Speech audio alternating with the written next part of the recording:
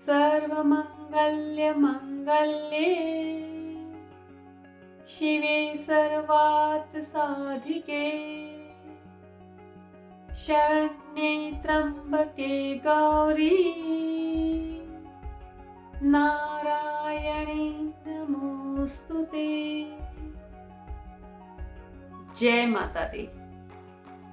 इस साल वर्ष 2022 में शारदीय नवरात्रि 26 सितंबर से शुरू होके 4 अक्टूबर को समाप्त हो रही है और इस दौरान माता की पूजा जो भी भक्त करता है उसके सारे संकट चाहे वह कितने भी बड़े हो टल जाते हैं और माता के आशीर्वाद से मनोवांछित फल की प्राप्ति होती है।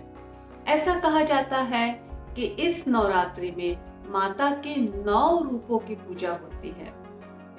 माता की पूजा के पहले घट स्थापना करना चाहिए, कलश की स्थापना करना चाहिए।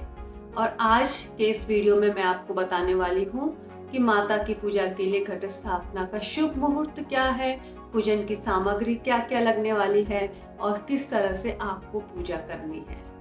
तो दोस्तों, मैं हूँ motivational speaker, life coach, counsellor Madhuri Sarda. और इन केस आप मेरे इस चैनल पर नए हैं तो मेरे चैनल को सब्सक्राइब कर लीजिए और बेल आइकन को दबा दीजिए ताकि आपको आने वाले सारे मेरे वीडियोस के नोटिफिकेशंस मिलते रहेंगे। तो सबसे पहले हम बात करते हैं कि माता के घट स्थापना का मुहूर्त क्या है। दोस्तों, माता की पूजा के पहले जिस कलश की स्थापना की जाती है वो बहुत ही पवित्र कलश है और उसकी स्थापना एकदम अच्छे और शुभ मुहूर्त में ही करनी चाहिए। तो नवरात्रि की घट स्थापना आश्विन मास की प्रतिपदा या एकम तिथि को की जाती है और इस साल 26 सितंबर सोमवार को सुबह 6:28 से लेकर 8 बजे तक घट स्थापना का एकदम शुभ मुहूर्त है और अभिजीत मुहूर्त है दोपहर 12:06 से 12:54 तक। इस समय भी आप घट स्थापना को कर सकते हैं। अब हम बात करते हैं कि माता की पूजन सामग्री क्या क्या लगने वाली है। तो सबसे पहले कलश के लिए हमें एक तांबे का लोटा लगेगा, उसमें हमें जल डालना है और साथ ही साथ थोड़ा सा गंगा जल भी लगेगा। एक नारियल, लाल कपड़ा, सुपारी, सिक्का, अक्षत, दूर्वा, फूल, पान, मोली, ये सारी चीजें हमें कलश के लिए लगेंगी। जवारे हमें अगर बोने हैं तो उसके लिए हमें 7 तरह के धान्य लगेंगे, जिसमें गेहूं ज्यादा मतलब जौ या फिर गेहूं वह ज्यादा मात्रा में और बाकी सब अनाज बिल्कुल थोड़े थोड़े से, और एक मिट्टी का पात्र और उपजाऊ मिट्टी। अखंड ज्योत के लिए हमें एक बड़ा मिट्टी का दीपक और घी और बड़ी लंबी बत्ती की आवश्यकता होगी। और माता की पूजा के लिए हमें एक अच्छा चौरंग, चौकी या पाटा, उसके ऊपर बिछाने के लिए लाल कपड़ा, माता की मूर्ति या फिर फोटो, पान, सुपारी, दीपक, एक जल का लोटा, अक्षत, रोली, मोली, गुलाल, हल्दी, सिंदूर, हार, फूल, माता के लिए एक चुनरी, अगरबत्ती, प्रसाद, नैवेद्य, फल फूल, दुर्गा सप्तशती की किताब, सुपारी और पैसे, चिल्लर पैसे हमें लगेंगे। यह हो गई माता की स्थापना की हमारी पूजन सामग्री। अब हम बात करते हैं कि माता की पूजा हमें किस तरह से करना चाहिए। तो सबसे पहले हम घट स्थापना करेंगे और घट स्थापना के लिए जो हमें जवारे बोने हैं उसकी हम पहले तैयारी कर लेते हैं। हमें 7 धान्य को एक बर्तन में मिलाना है, जिसमें हमें गेहूं ज्यादा लेना है और बाकी सब धान्य को थोड़ा थोड़ा, और एक मिट्टी के पात्र में हमें उपजाऊ मिट्टी डालनी है और इन 7 अनाज को उसमें बो देना है और उस पर थोड़े से जल का छिड़काव कर देना है। इसके बाद हम लोग कलश की तैयारी कर लेते हैं। कलश के लिए आप एक तांबे का लोटा ले लीजिए, उसमें सबसे पहले थोड़ा सा गंगा जल डालिए और फिर बाद में सादा पानी डाल दीजिए।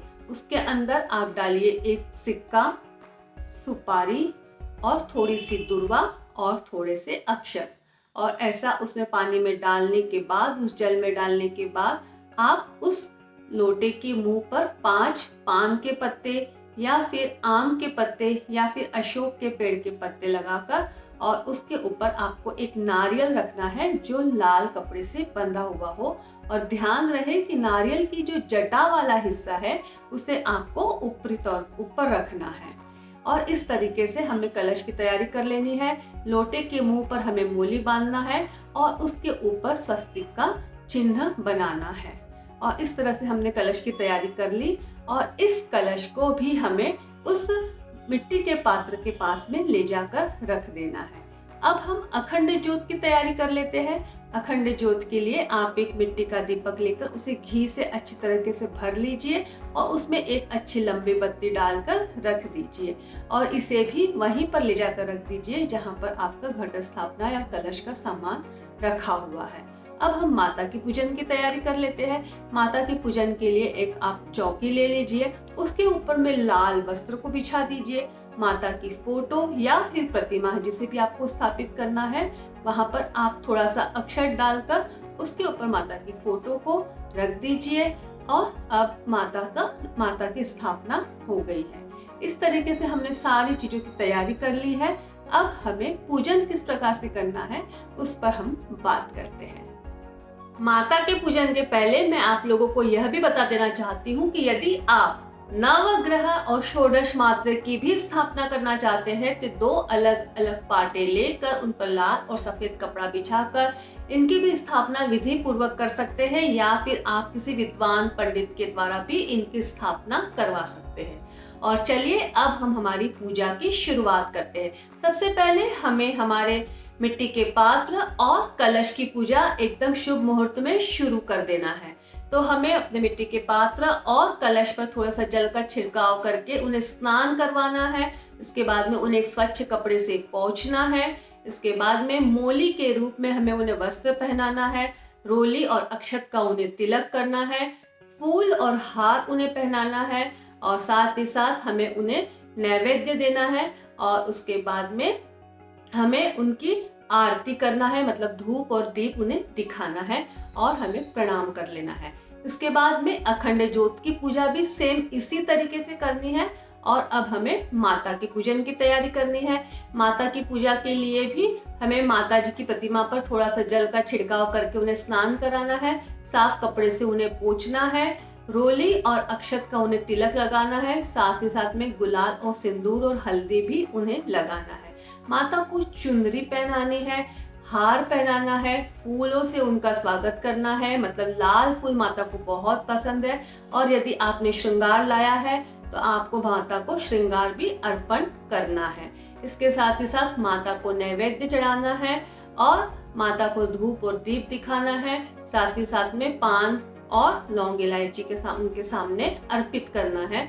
और इसके बाद में हमें माता की आरती करना है। और आरती करने के बाद में हमें दुर्गा सप्तशती का पाठ करना चाहिए और उसके बाद में सभी को प्रसाद का वितरण करना चाहिए। और धूमधाम से 9 दिन तक माता की पूजा इसी तरीके से करनी चाहिए। और जो भी आपने जवारे बोने के लिए 7 धान्य डाले हैं उसके अंदर रोज आपको जल का छिड़काव करना है। और जब वे हरे भरे जवारे आपके घर में लहलहाते हुए आते हैं तो लगता है जैसे माता ने हम पर कृपा दृष्टि किए अपने आशीर्वादों की वर्षा की है। दोस्तों 9 दिन तक माता की बहुत बहुत बहुत सेवा करनी है ताकि सारे संकटों का नाश होकर माता आपको धन धान्य समृद्धि और सुखों का आशीर्वाद देके जाए। ऐसा कहते हैं कि 9 दिन तक 9 रूपों की यदि माता की पूजा की जाए, विधि विधान से मंत्रोच्चारण करके दुर्गा सप्तशती का पाठ किया जाए तो माता बहुत प्रसन्न होती है और हमारे मनवांछित फलों को पूर्ण करती है। तो दोस्तों यह वीडियो कैसा लगा मुझे कमेंट्स करके जरूर बताएं और आने वाले दिनों में आपको इसी तरह से मैं सारे जो भी त्योहार आने वाले हैं उनके इस तरह के वीडियोस आपके लिए लेके आने वाली हूँ, जिससे आपको बहुत सुविधा हो जाएंगी कि आप अपनी पूजा किस तरीके से करें, पूजन सामग्री में क्या क्या लगने वाला है, कौन से मुहूर्त है, इस तरीके से आपके लिए बहुत सुविधा हो जाएंगी। और साथ ही साथ मेरे मोटिवेशनल वीडियोस भी आप जरूर देखिए और मेरे चैनल को सब्सक्राइब करना बिल्कुल भी ना भूलिए। मेरे चैनल को सब्सक्राइब कर लीजिए, बेल आइकन को दबा दीजिए और हाँ मुझे कमेंट्स जरूर कीजिए। Take care, keep smiling friends.